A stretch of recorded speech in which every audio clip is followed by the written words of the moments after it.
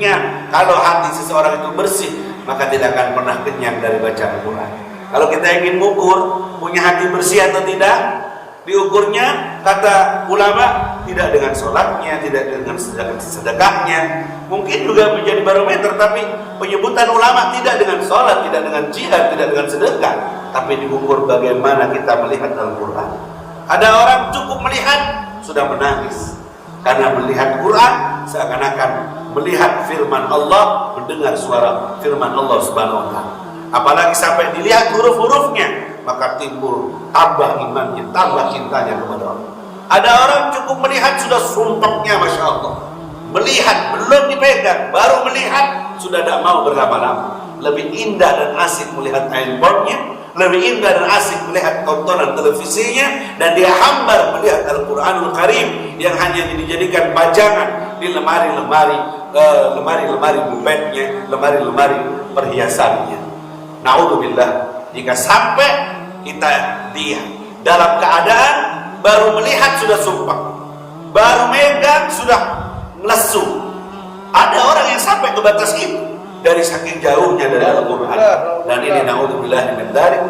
Apalagi Rasulullah sallallahu alaihi wasallam berbicara, siapa yang tidak memegang Al-Quran sampai lebih dari 3 hari, karena muhajiran anil Quran, maka dia dianggap lari dari Quran. Nabi sampai mengadu kepada Allah, inna qaumi ittahadu hadzal Qur'an mahjura. Sesungguhnya kaumku, umatku lari dari Quran. Kata ulama, siapa yang lari dari Quran? Yang lebih dari 3 hari tidak menyentuh Al-Quran. Kalau sudah lari dari Al-Quran, bagaimana dia akan dapat syafaat? Maka pasti laknat Quran. Man tajannaba alaihi laknatul Quran. Siapa yang menjauhinya, maka dia dapat laknat Al-Quran. Laknatnya orang tua kayak gitu bahayanya, apalagi laknatnya firman Allah Subhanahu wa Ta'ala yang dinisbatkan kepada Allah Subhanahu wa Ta'ala.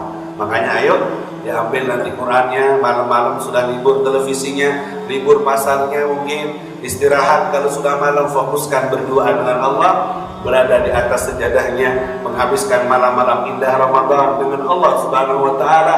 Dan jika menjadi malam kemuliaan, itu menjadi malam yang berharga, kenangan yang tak akan terlupakan.